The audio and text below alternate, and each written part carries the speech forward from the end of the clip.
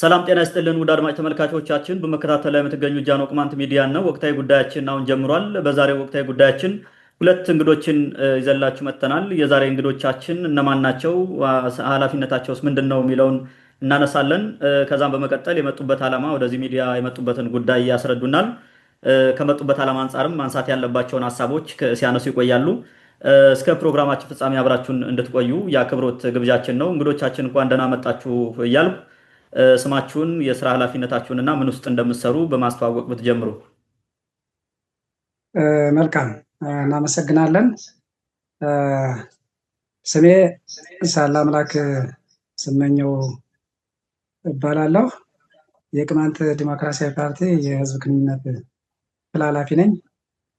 ወደዚህ ሚዲያ የመጣንበት ዋናው ጉዳይ በቅማንት ዲሞክራሲያዊ ፓርቲ ውስጣዊ ችግር ምክንያት በርካታ ነገሮች ሲበላሹ ቆይተዋል። እሱን በመግለጫ መልክ ለህዝብ ተደራሽ ለማድረግ በማሰብ ነው። እሸቱ ጫጉ አለም የቅማንት ዲሞክራሲያዊ ፓርቲ ማዕከላዊ ኮሚቴ ጽህፈት ቤት ኃላፊ። ጃኖ ቅማንት ሚዲያ የምትሉት ዋና ምክንያት ሰሞኑን በድርጅቱ ማህተም ከቅማንት ህዝብ ፍላጎት ውጭ በሆነ መልኩ የሆነ ማህበራዊ ሚዲያ ላይ የተለቀቀ ለህዝብ ሰላምና ደህንነት ስጋት የሆነ ህዝብን መልሶ ወደ ነበረበት የከፋ ጉዳይ የሚያስገባ ስለሆነ የተከበረው የቅማንት ህዝብ እንዲሁም አጎራባች ሌሎች ህዝቦች ሁኔታውን እንዲረዱ እዚህ ሚዲያ መገኘት አስፈላጊ ሆኖ አገኘው። መልካም። አቶ እሸቱና አቶ ሳላምላክ ስለመጣችሁ ከልብ እናመሰግናለን። ዛሬ የቅማንት ዲሞክራሲያዊ ፓርቲ ማዕከላዊ ኮሚቴ የፓርቲውን ሊቀመንበር አግደናል የሚል የተለያዩ ምክንያቶችን ጠቅሶ የጻፈው አንድ መግለጫ አለ። እሱን በተመለከተ ነው የምናነሳው። ምናልባት ባለፈው ሳምንትም የቅማንትን ጥያቄ በተመለከተ በፓርቲው ማህተምና በሊቀመንበሩ ስም የተጻፈ ደብዳቤ ነበር። ኦፊሻሊ መልስ ሲሰጡ አላየንም። ጻፉ የተባሉት አካላት ምናልባት በዚህ መጥተው መናገር ይችላሉ።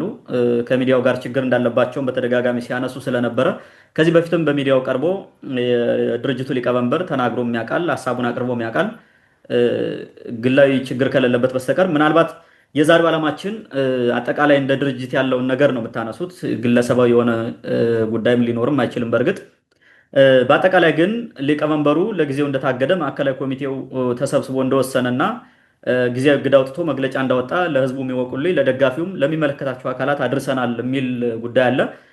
ካነሳችኋቸው ነጥቦች ሊቀመንበሩን ይመለከታሏቸው የዘረዘራችኋቸው ጉዳዮች አሉ። ከአቶ ሳላምላክ ልጀምርና ምናልባት ይህን ለማድረግ ያነሳሳችሁስ ምንድን ነው? ከዚህ በፊትም ሲነሱ የነበሩ ጉዳዮች ነበሩ። ማዕከላዊ ኮሚቴውስ ለዚህ ውሳኔ አልዘገየም ወይ የሚል ነገር የመጣም ስለሆነ በዚህ ጉዳይ ምን ትላላችሁ? አጠቃላይ በሊቀመንበሩ የታገደበትን ምክንያት የዘረዘራችኋቸው ነጥቦች አሉ። እነሱን በተወሰነ መልኩ ብታነሳቸው። ወደ እናንተ ልምጣ።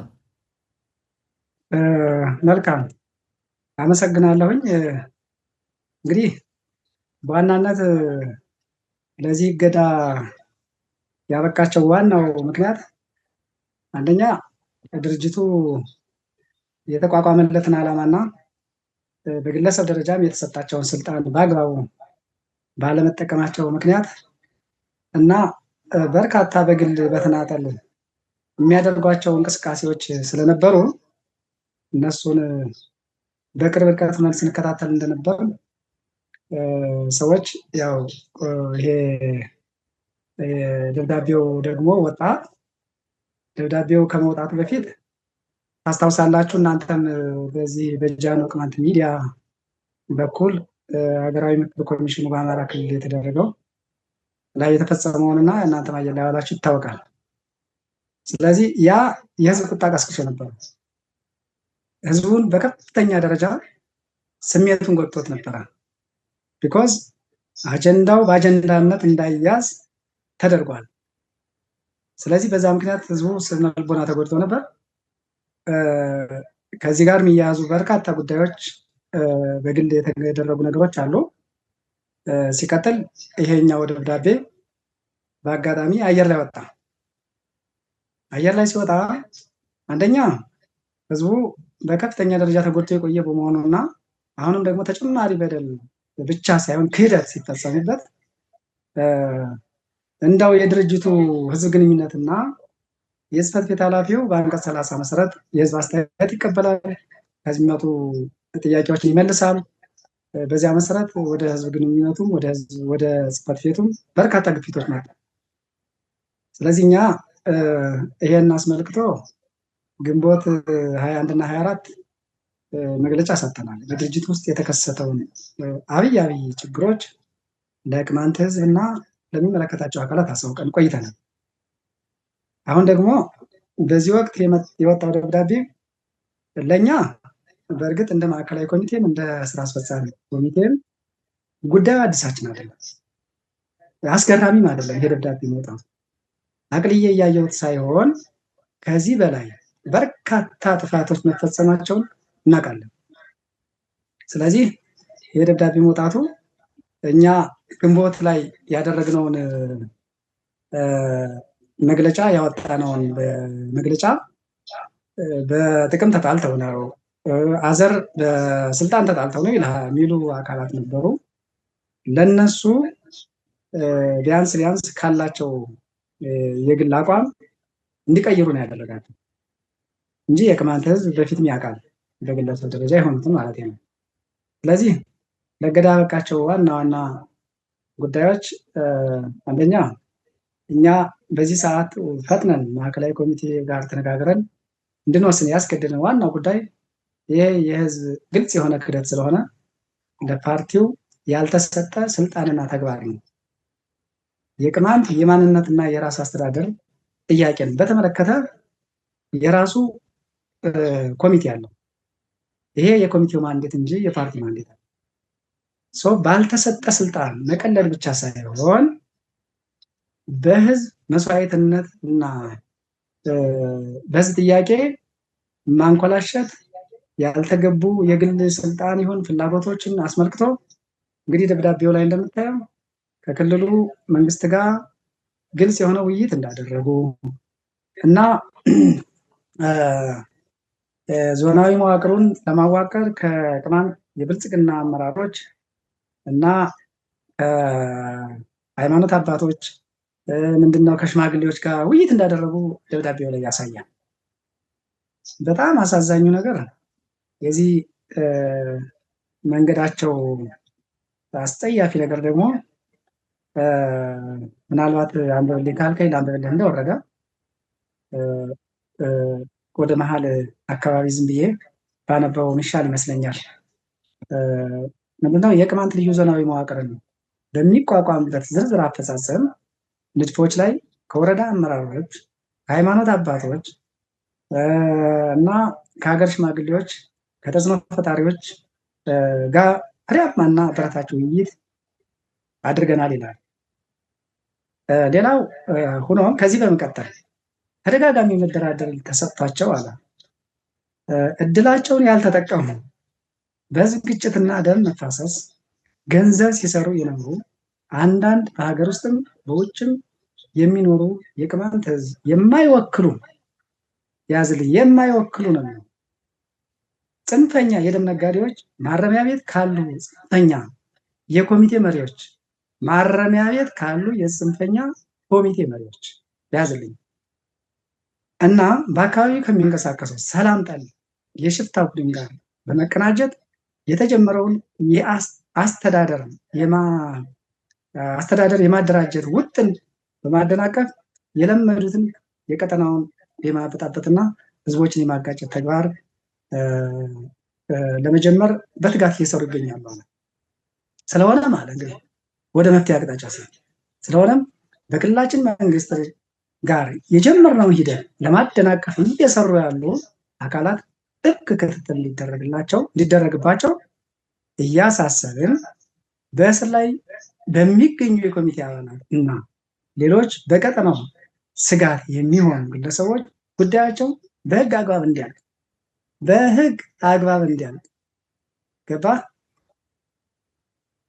ቀጥሎ የአስተዳደር መስረታው በክልሉ ምክር ቤት ውሳኔ መሰረት በቅማንት ህዝብ ውሳኔ መሰረት አለ። በክልሉ ምክር ቤት አሉ በክልሉ ምክር ቤት ውሳኔ መሰረት የማቋቋም ተግባሩ በተፋጠነ ሁኔታ ወደ ተግባር እንዲገባ የክልሉ መንግስት እያደረገልን ያለውን ተጠናክሮ ይቀጥል ዘንድ በትህትና እንጠይቃለን ወይ በአክብሮት እንጠይቃለን ይላል። እንግዲህ ለእገዳ ዋናው ያበቃን ምክንያት ይሄ ነው። አንደኛ በዚህ ደብዳቤ ምክንያት የቅማንት ህዝብ ስነ ልቦናው ተጎድቷል። ሁለተኛ በቀጠናው በተወሰነ ደረጃም ቢሆን የሰላም ድባቡ የተሻለ ነው። በተለይም በዚህ 1 ወር 2 ወር ውስጥ ትንሽም ብትሆን የሆነ መረጋጋት ያሳይ ነገር ነው። በዚህ ደብዳቤ ምክንያት አላስፈላጊ የሆነ ሌላ ችግር ሊፈጠር ሆነብን። ስለዚህ አስቸኳይ ማዕከላዊ ኮሚቴውን ስብሰባ ጠርተን መስከረም 19 ቀን ተነጋግረን ፔቲሽን ፈርመን ሊቀመንበሩ በፔቲሽኑ መሰረት ማዕከላዊ ኮሚቴው ተፈራርሞ አስቸኳይ ጉባኤ መጥራት ስልጣን ስላለው ያንን ተጠቅመን ስብሰባ እንዲጠራ ነገርናቸው። ስብሰባ መጥራት አልፈለጉም። ስለዚህ ስብሰባ መጥራት ካልፈለጉና ከበተኑት ያለው አማራጭ ምንድነው? የፈረመው አካል ተወያይቶ ውሳኔ መወሰን ነው። ይሄን ደግሞ ውሳኔ ወስነናል። ውሳኔው ጊዜያዊ እገዳ ነው። ይህን ጊዜያዊ እገዳ ቦርዱም የሚመለከታቸው ተቋማት በሙሉ ተቀብለው አክሴፕት አድርገዋል። ያሉ ጉዳዮችን በቀጣይ ማዕከላዊ ኮሚቴው ደግሞ ተወያይቶ ለምሳሌ እኔ ጥፋተኛ ነኝ የተገኘው እኔንም ሊያወርድ እና በህግም ሊጠይቅ ሊያሰናብት ይችላል። እሳቸውንም በዛ ልክ የሚያደርገውና ለእገዳ ያበቃነው ዋናው ምክንያት ይሄ ነው። ለጊዜው አመሰግናለሁ። ይሄን ነው ማለት ፈልገው። መልካም አቶ ሳላምላክ እንግዲህ የፓርቲው ህዝብ ግንኙነት እንደወንክና በማዕከላዊ ኮሚቴ ውስጥም አባል እንደወንክ አንስታል። አጠቃላይ የፓርቲው ሊቀመንበር እንዲታገዱ ካደረጉ ምክንያቶች ውስጥ ባለፈው የተጻፈው ደብዳቤ እሱን የተመለከተ በእርግጥ ያ ደብዳቤ ምናልባት ብዙዎችን አወዛግቧል ነው አይደለም የሚል እስካሁን አወዛጋቢ የሆኑ ጉዳዮች አሉት። የተጻፈው በፓርቲው ሊቀመንበር ፊርማና ማህተም ነው። በይፋ ወጥቶ ያስተባበለም ራሱ እንደጻፈውም ያረጋገጠበት አንድም ማስረጃ የለም እስካሁን። ምናልባት ፓርቲው የፌስቡክ ገጽ ይኑሮ አይኑሮ አላቅም። ዛጋም አዲስ ነገርም አላየውም። ከዚህ ጋር በተያያዘ ምናልባት አቶ እሸቱ ወደ አንተ ልምጣና የምትጨምረው ሀሳብ ካለ በተለይም ከገንዘብ ጋር በተያያዘ ስልጣንን ተጠቅሞ የተወሰኑ ውሳኔዎችን ከመሻር ጋር በተያያዘ የቅማንትን ህዝብ ድምፅ ከማፈን ጋር በተያያዘ ብዙ ነገሮች ተነስተዋል።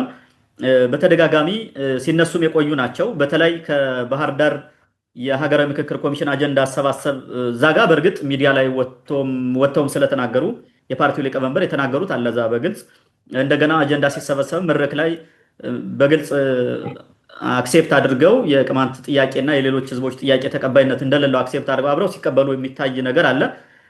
ምናልባት ያንን ጨምረ የምታነሳው ነገር ካለ አቶ እሸቱ ወደ አንተ ልምጣና አጠቃላይ እዚህ ውስጥ የተነሱ ነጥቦች ወይም ደግሞ አቶ ሳላምላክ አላነሳቸው የምትላቸው ካሉ እነሱን ብታነሳቸውና በቀጣይ ምንድነው የታሰበው ወደሚለው ጉዳይ ብንሄድ።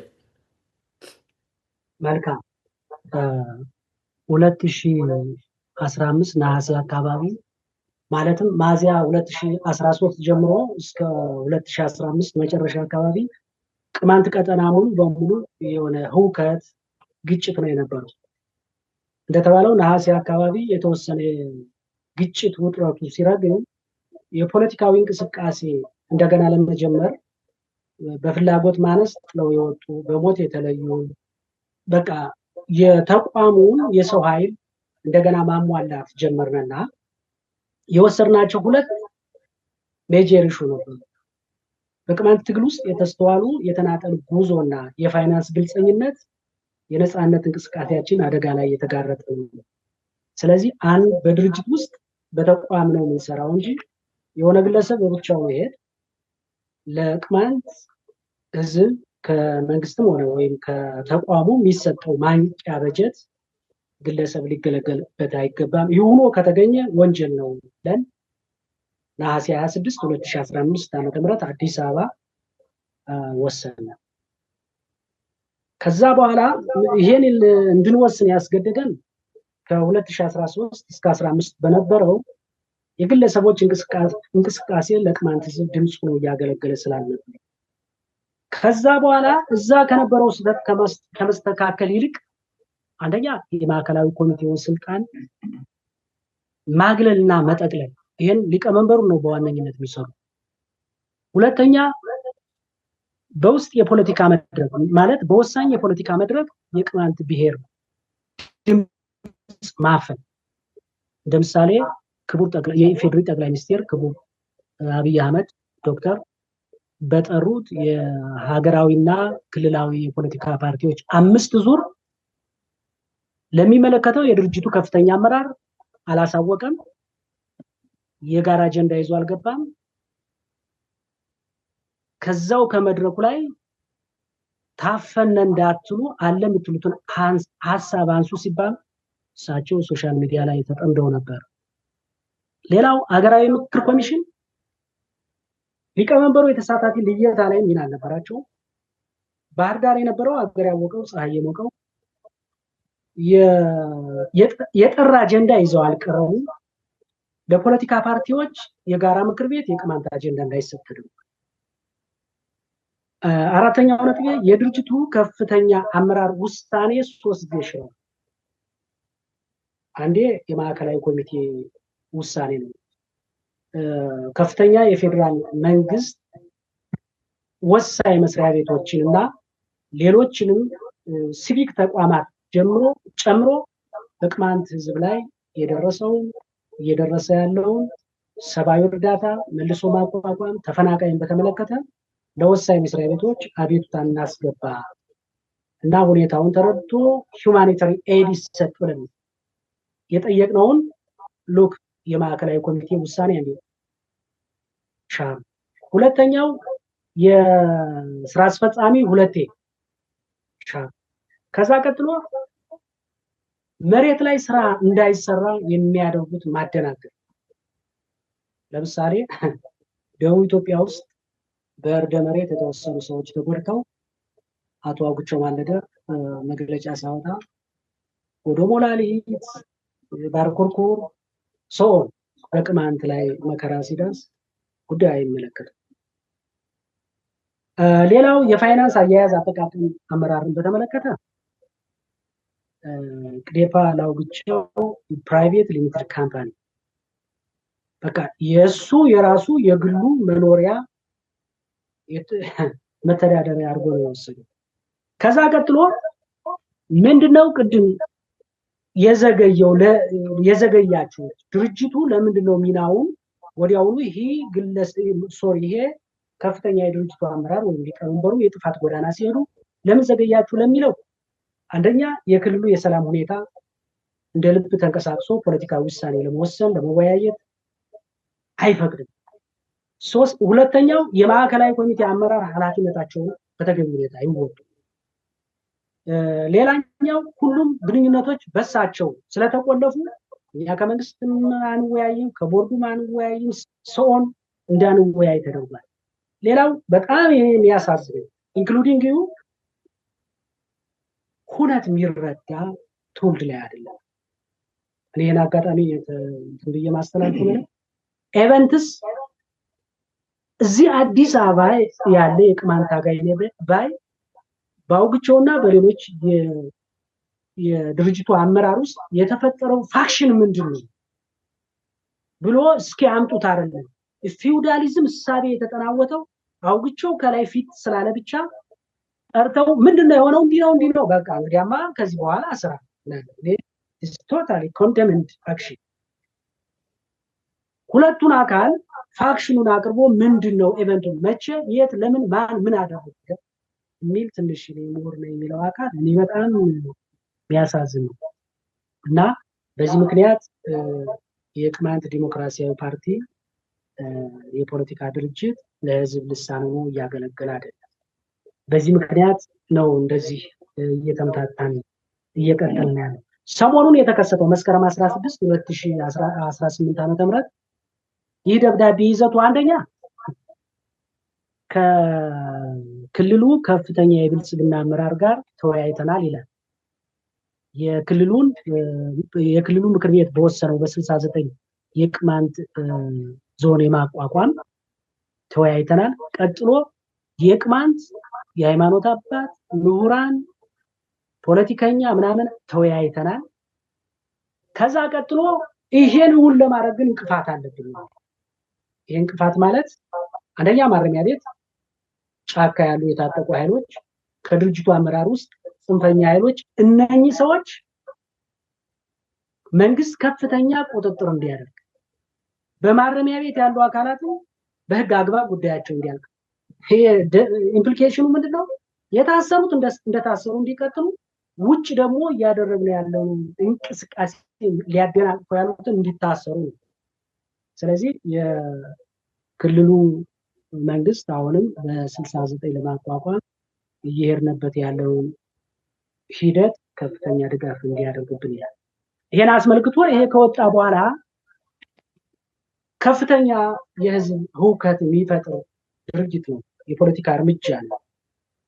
ይሄን ታሳቢ በማድረግ በንቃት አሁን for the sake of public interest and public safety we suspended ማለት ይሄን ሰው አገድ ነው። ለምን ህዝቡን ወደ ለየለት ሁከት ሊያመራ የሚችል መሆኑን አውቀን የማዕከላዊ ኮሚቴ 50 ሲደመር አንድ በተለያየ ቴክኒክ ተወያይተን ይህ ሰው ከዚህ በኋላ የፖለቲካዊ እንቅስቃሴ ተቀጠለ ለቅማንት አይደለም ለቀጠናው ሁሉ ማካል አደገኛ እንቅስቃሴ ስለሆነ ይሄ ጉዳይ ልባት እስኪሰጠው ለተወሰነ ጊዜ ከፖለቲካዊ እንቅስቃሴ እንዳይንቀሳቀስ አግደናል። ለምርጫ ቦርድ አስገብተናል። ይሄ ነው ያለው።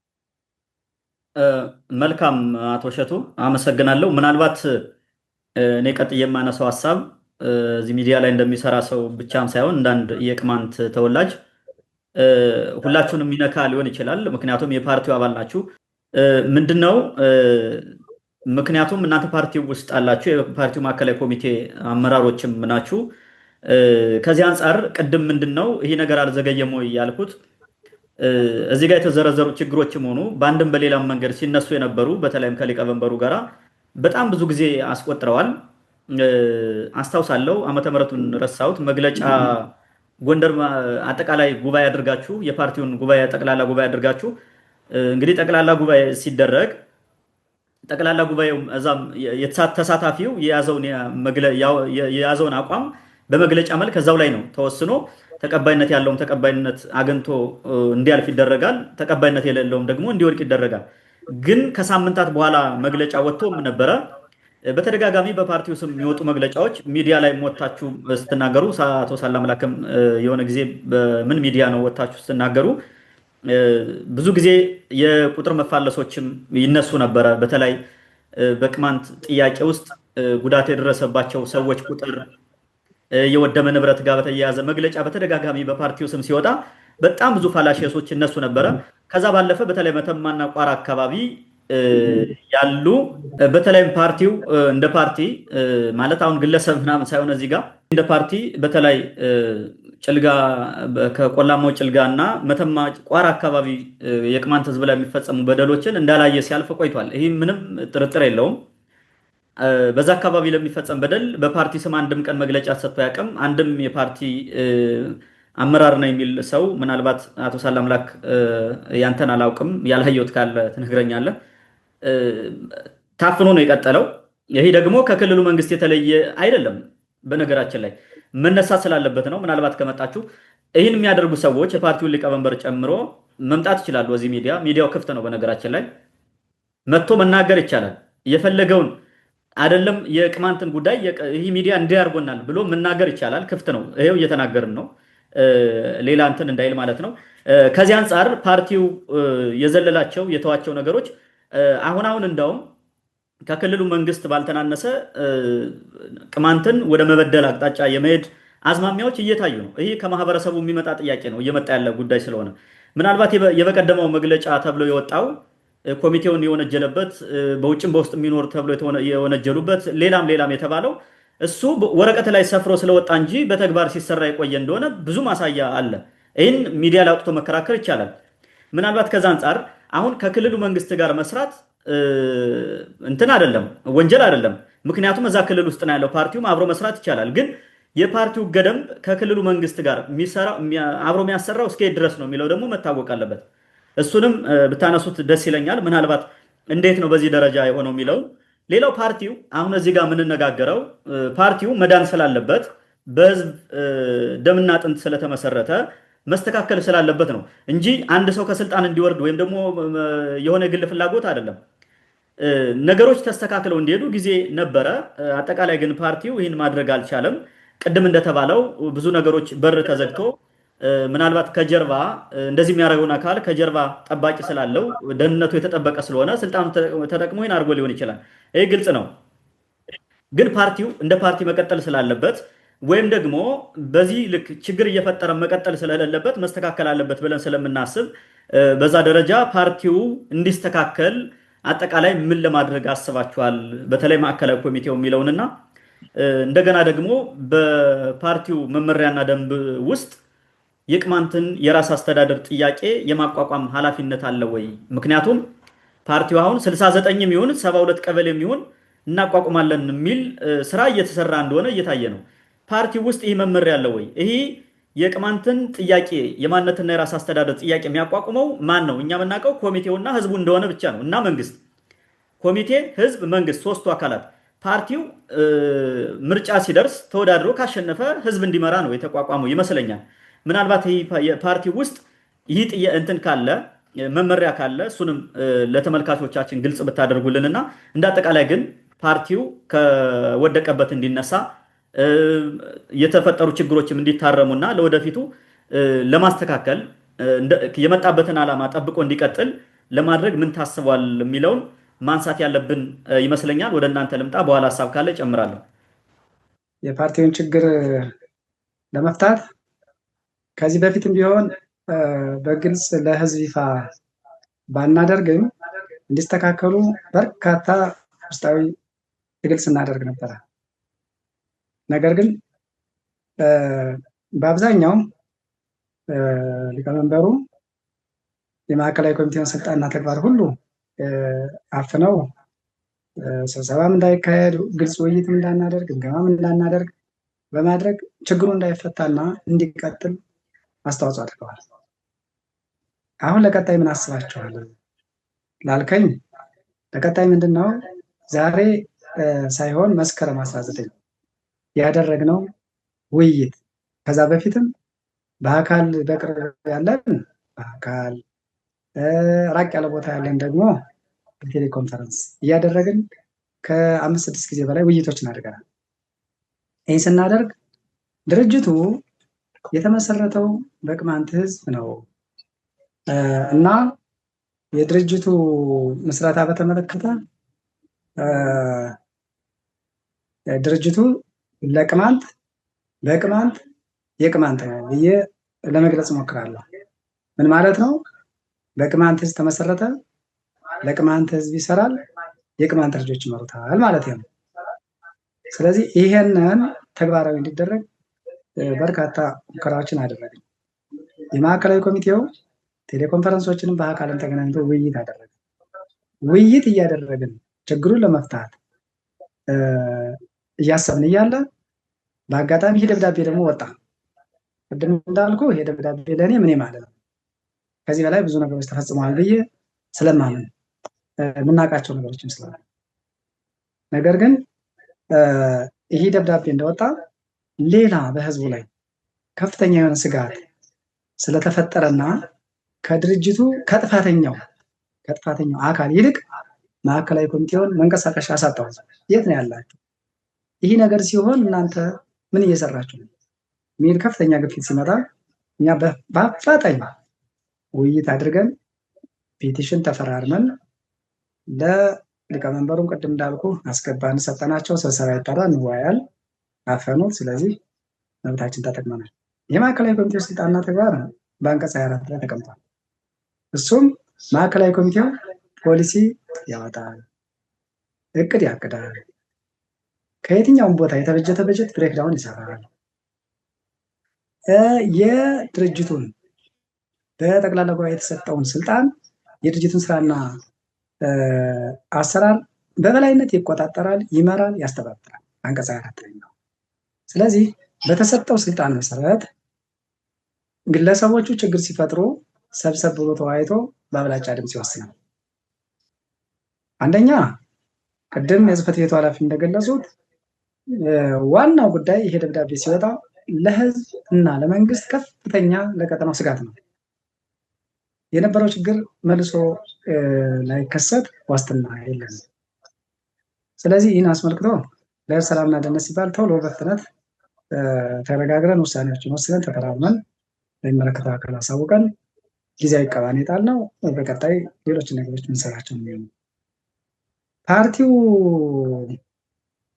የቅማንት የማንነትና የራስ አስተዳደር ጥያቄን በተመለከተ የማስተዳደር ስልጣንና ተግባር አለው ወይ?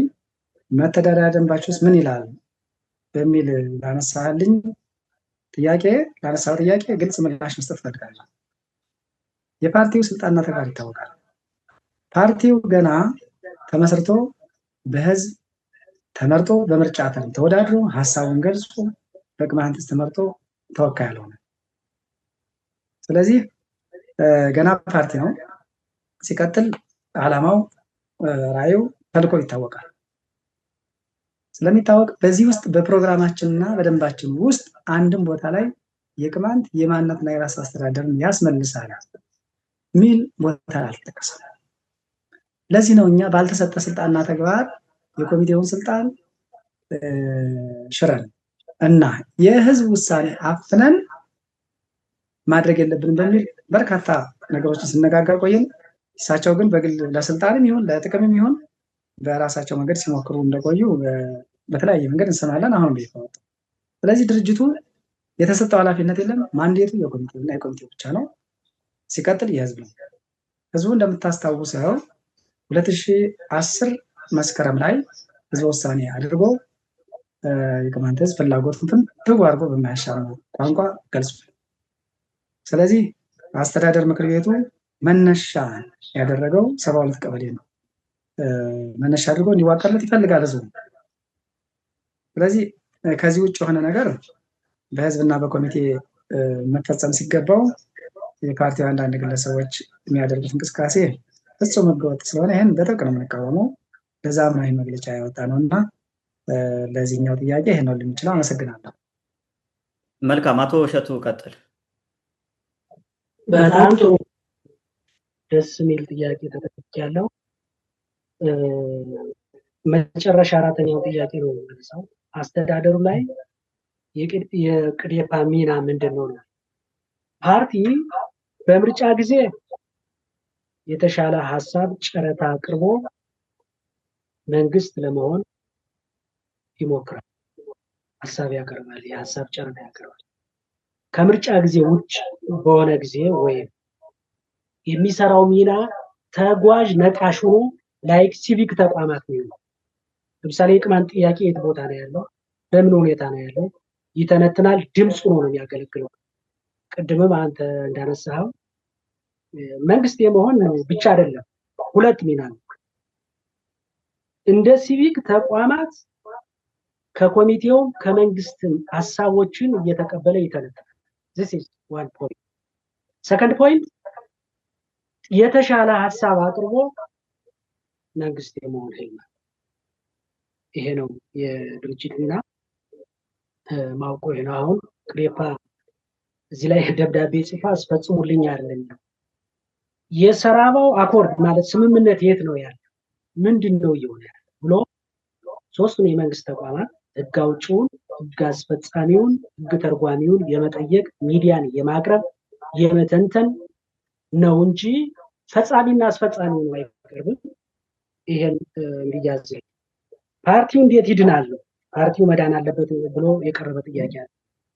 አንደኛ የሚድንበት 25 የማዕከላዊ ኮሚቴ በጠቅላላ ጉባኤ ኃላፊነት ተሰጥቷቸው እነኚህ 25 አካላት የተሰጣቸውን ህዝባዊ አደራ በአግባብ ሲወጡ ድርጅቱ ይድናል፣ የተሰጠውን ህዝባዊ አደራነት ይወጣል። ቀጥሎ ምንድነው የልሂቃን ፖለቲካ ብቻ እንዳይመስል ህዝባዊ አንድነት ይጠይቃል። ለምሳሌ እኔ የድርጅቱ ጽህፈት ቤት ኃላፊ ነኝ። ህዝብ ተደራጅቶ የጽህፈት ቤቱን ይከሳል ይላል። ማየት ይቻላል። ህዝብ ከሰጠው አደራ ድርጅቱ ሲወጣ ህዝቡ ሀሳብ አስተያየት አቅርቦ ድርጅቱን የመክሰስም መብት አለ። አሁን ለምሳሌ ለኔ የተሰጠ በዚህ ልክ ቀጣይ ቅማንት ከተደቀነበት ዘርፈ ብዙ ችግር እንዴት ይወጣል? አንድነት ይጠይቃል። ከዚህ ቀጥሎ ለምሳሌ አሁን 3ኛ እና 4ኛ ጥያቄዎች የሆኑት ድርጅቱ ከመጥቀም ይልቅ ወደ በደል ሂዷል፣ መግለጫዎች ላይ ብዙ ሕጸጽ አላቸው ተብሎ ወጥቷል። እዚህ እንደምናውቀው ድርጅቱን ሲመራ የቆየው አካል የድርጅቱ ሊቀመንበር አቶ አውግቸው ማለት ነው። ለምን ቅድም ያልኳቸው ድርጅቱ ሚናው እንዳይወጣ ማዕከላዊ ኮሚቴ በፍርሃት በስጋት በቀጠናዊ ባለመንቀሳቀስ ውጅንብሩ መኒ ሃንተርስ ምናምን ብዙ ነገሮች አሉና በዚህ ምክንያት እንትላለን። መልካም ምናልባት ለዛሬው ይሄ በቃናል ይመስለኛል። ግን ከዚህ በፊትም አንድ ነገር ተሰጣችኋለሁ ሀሳብ የምጨምሩት ካለ ከቋንቋም ከባህልም አንጻር መመሪያና ደንባችሁ ላይ የተቀመጠ በግልጽ የተቀመጠ ያለ ይመስለኛል።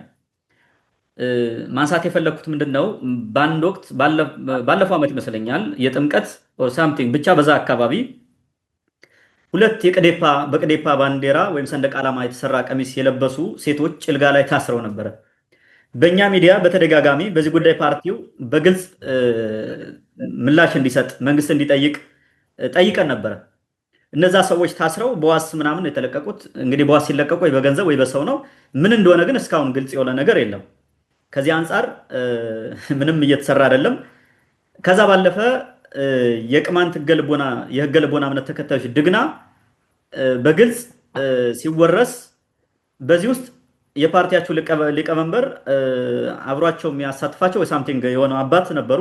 እነዛን አባት ለወቅስ አይደለም፣ ምክንያቱም እሳቸው የኦርቶዶክስ እምነት እንዲስፋፋ ማድረግ ነው። ምናልባት ካለው ባህልና የክርስትና እምነት አመጣጥ ሁሉንም ስለምናውቀው ከዛ አንጻር እሳቸው ስህተት ላይኖርባቸው ይችላል። በዛም ጉዳይ ጥያቄ ተነስቶላችሁ ነበር። ለሁላችሁም ነው፣ እንደ ፓርቲው ነው ማነሳው እኔ፣ ምክንያቱም ለአንድ ሰው አይደለም። በዚህ ጉዳይም በወቅቱ መልስም አልተሰጠም። በጣም ብዙ ነገሮች ሲደረጉ ነበረ። እንዳላችሁት በሩ ተዘግቷል። ስልጣን ያለው አካል በሩን ዘግቷል። እንዳትንቀሳቀሱ ሽባ አድርጎ አስቀምጧል። አሁን የተጀመረው ነገር ግን መቀጠል አለበት። በየትኛውም ወገን ይሁን ፓርቲው መስተካከል አለበት ብላችሁ በምትታገሉት ጥፋተኛ በሆነው አካል ላይ እርምጃ መወሰድ አለበት ብላችሁ ለተነሳለት ዓላማ ፓርቲው መቆም አለበት ብላችሁ የምትታገሉትም ይሁን አይ ፓርቲው እኛ በፈለግነው ነው የምንወስደው ብለው የሚያዋጣቸውን መንገድ እንግዲህ ያዋጣናል ያሉትን መንገድ የያዙትም አካላት ከሶስተኛ ወገን ሁሉም ሰው ነፃ ሆኖ ቀርቦ በመነጋገር እንደ ቅማንት ነው ማለት ሌላ ሰው ተልኮ ከጀርባው አዝሎት የሚመጣው እንደ ፈረስ አገልግሎ እንደሚመጣው ሳይሆን እንደ ቅማንት ቁጭ ብሎ ተነጋግሮ ይህን ፓርቲ ማስተካከል ቢቻል የሚል ሀሳብ አለኝ። እንደ ቅማንት ነው፣ እንደዚህ እንደ ሚዲያ ሰራተኛ ሳይሆን እንደ ቅማንት።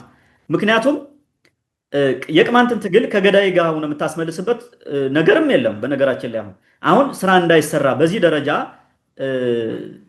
ማለት በግልጽ መነገር ስላለበት ዝም ብለህ አንዲት አካባቢ እየተሰበሰብክ በስጋም ባበልጅም በጓደኛም ተሰባስበ ፓርቲን እንደዚህ ማድረግ ስለማይቻል በግልጽ መነገር አለበት።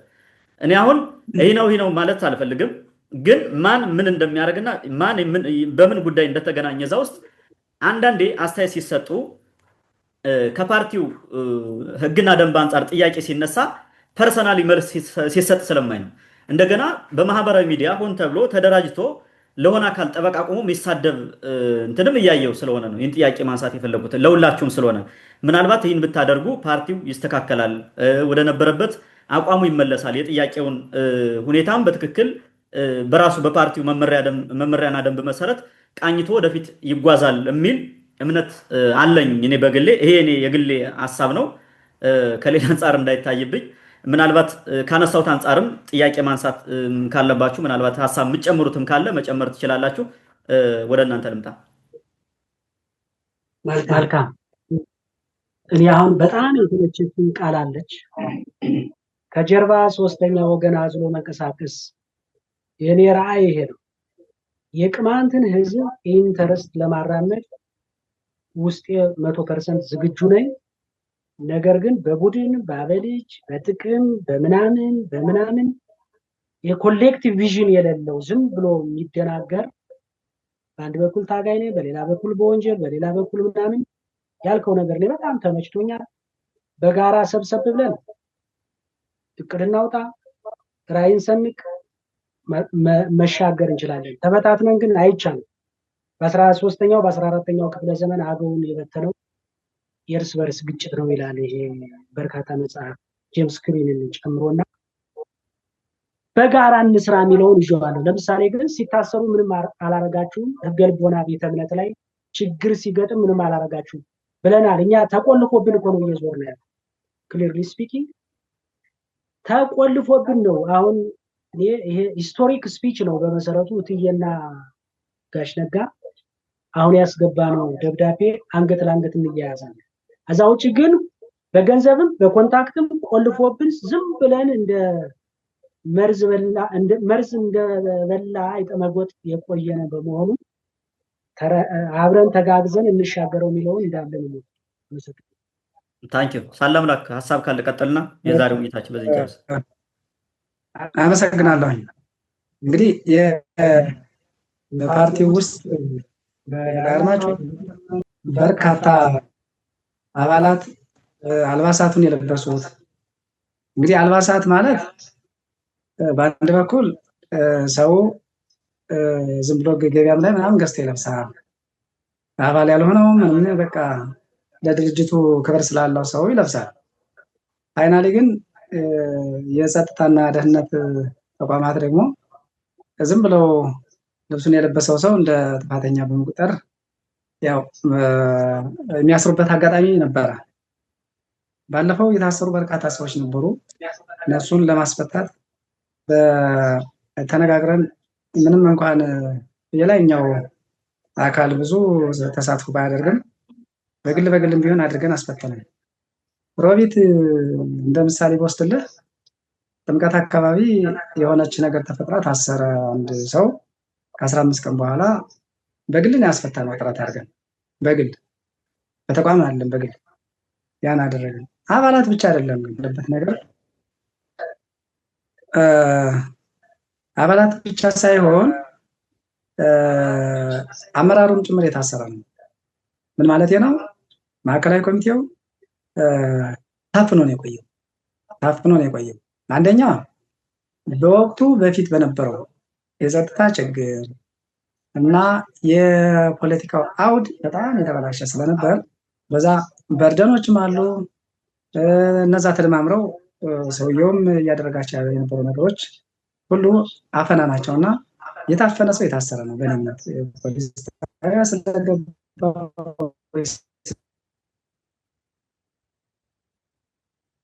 ተፈረደበት አይደለም። ነፃነት ከሌለ በነፃነት መናገር ካልቻል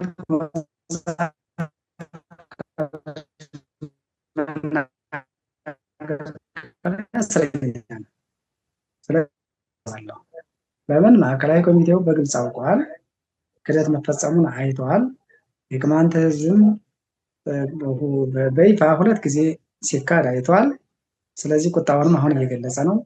እኛም የህዝቡን ስነልቦና ለመመለስ ነው እንዲህ እያደረግን ነው እና ምናልባት በቀጣይ በርካታ የምናስተካክላቸው ነገሮች ነው።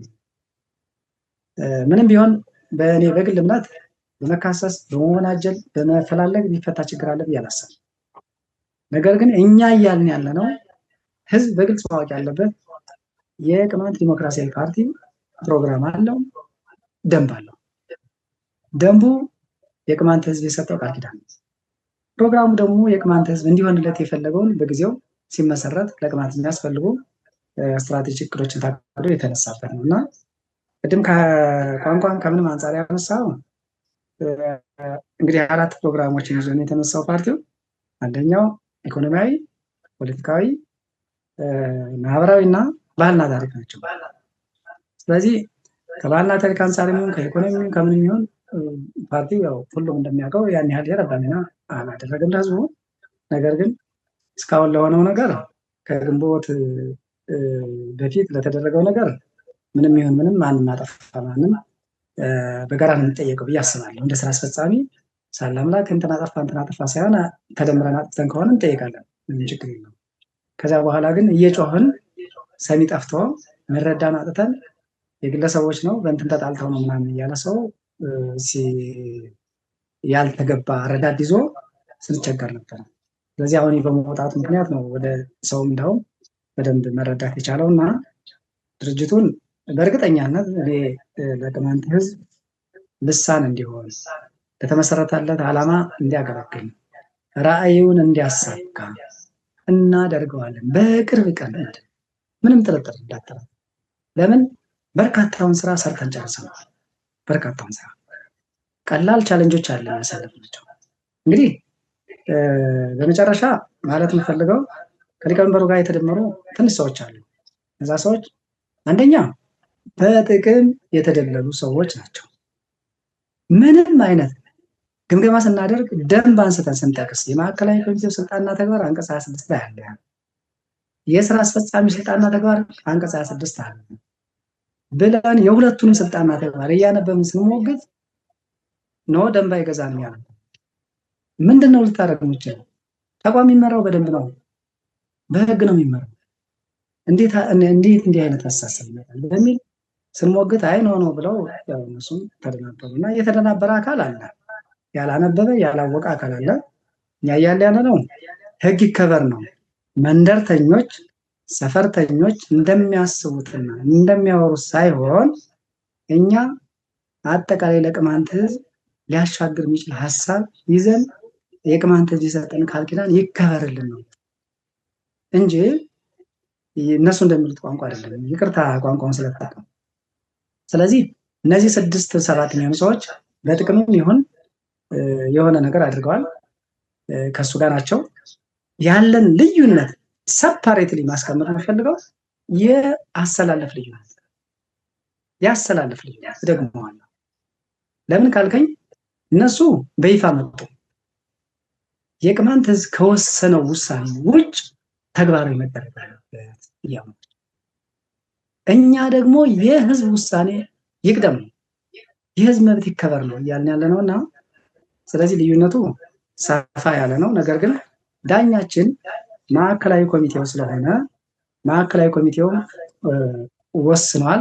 አሁን አክቲቭ ሆኗል። በቅርብ ቀን በርካታ ስራዎችን ሰርተን ምንመለስ ይመስለኛል። ለአሁኑ በጣም አመሰግናለሁ። ይሄን ያለኝ መልእክቴ ምንድነው? አንደኛ ለህዝብ ሰላምና ደህንነት ሲባል ይህን ውሳኔ ወስነናል። የድርጅቱ ሊቀመንበር ከኃላፊነታቸው ለተወሰነ ጊዜ ተነስተዋል ማለት ታግደዋል። ሁለተኛው ይህ ደብዳቤ በግለሰብ ደረጃ የወጣ እንጂ የቅማንት ማለት የድርጅቱ አለመሆኑን እንዲረዳን የቅማንት ህዝብ። ስለዚህ ወደ ሁከት ወደ ብጥብጥ ሳይሆን በትዕግስት አሁንም ይሄን ድርጊት በፈጸመ አካል ላይ ቀጣይ ተከታታይ ጥናት ተደርጎ ህጋዊ እርምጃ እንደሚወሰድበት ነው።